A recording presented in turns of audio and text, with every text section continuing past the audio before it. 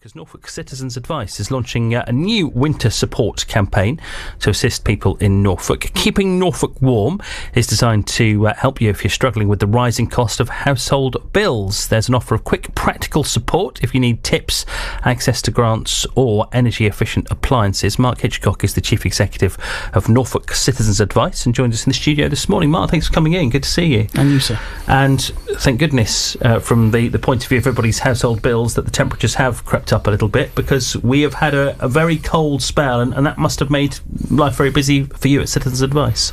Yeah, it's not been good, but we've seen challenges in this space now for a very long time. It's not always seasonal, unfortunately. We've seen 7,000 people need energy support since the prices rose.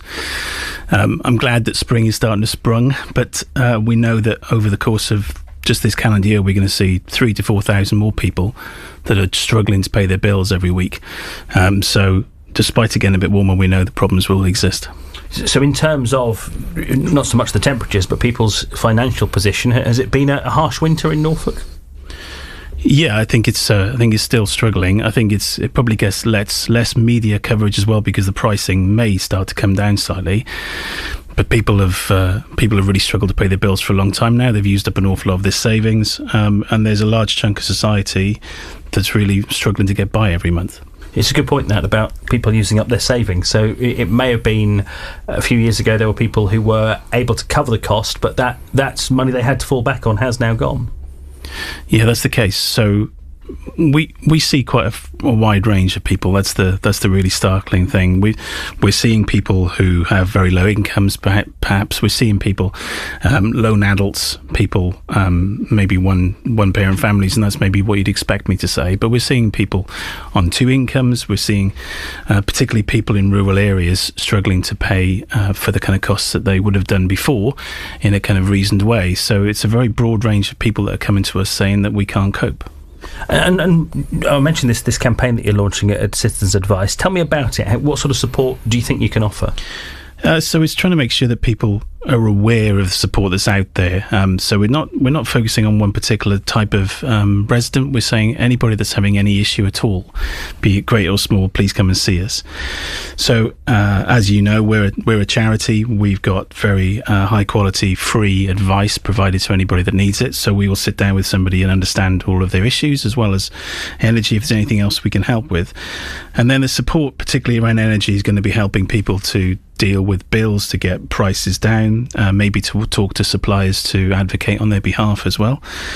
There's support in trying to make sure that practical kind of energy saving tips are being used, because something like 60,000 homes in Norfolk are in fuel poverty and are not really equipped to be able to bring those prices down due to the nature of the buildings. But we've also got help to access grants, maybe emergency funds, and for certain types of people in certain situations, energy efficient appliances and accessories and white goods as well. So there's a very broad range of support that's available. And that's something we've heard before, and I'm always interested in it, that there is support available for people, but sometimes, even though the support is well-meaning, it doesn't necessarily get to the people that would benefit from it. Yeah, that's kind of why we exist for the last 85 years, is to try and help people to navigate their way through a system that's not particularly easy to understand. And for people who are rurally isolated, socially isolated, who are not digitally connected, then it's even harder these days. So that's why we try and make sure that our support's available in any different way, any channel. And we will sit down and listen to whatever anybody's goals are and understand their situation, rather than trying to force a universal option on them. If we've got people listening this morning who are perhaps getting to the point where they are struggling to pay their bills, how sympathetic do the energy providers tend to be? Because the first bit of advice is always to be honest about your situation and go to the providers. It's generally quite positive, I would say. I think it's important to note that they've got a statutory responsibility to look after their consumers as well. And if you struggle to get that point across as a consumer, then speak to us and we'll come in and advocate with you. They've also had to make funds available to people who are in dire straits and need various types of support, which is where a lot of those energy bursaries come from. So they should do a good job, but at the bottom line, if they don't, then speak to us. There is support out there. There is another news story around this morning along these lines. We played a report on this earlier. Smart meters, that they're changing the compensation scheme from today, you could be entitled to automatic compensation if your smart meter doesn't work from here on in. That the new rules will only apply if delays or issues are happening from today onwards. Is that something you'd welcome? Yeah, I think anything that puts the consumer in more of a powerful position, particularly with smart meters, is a good thing. There's been some appalling practice in the last 2 or 3 years that Citizens Advice Research called out around different types of meters and the way they were being forced on people. So anything that empowers the consumer and means that you can manage your bills, heat your home, look after your families and the people you care for better, rather than feel like you are out of control of your energy, is going to be a very good thing. Most important thing, Mark, if people are listening to this and you've struck a chord and they could do with some of the help you've mentioned, how do they find you? What's the best starting point? Well, we've opened a new form to try and make it very easy if you are digitally connected to reach straight through to us. So if you go to our website, which is ncab.org.uk, you'll find the form. If you Google Keeping Norfolk Warm or Norfolk Citizens Advice, then you'll find the charity.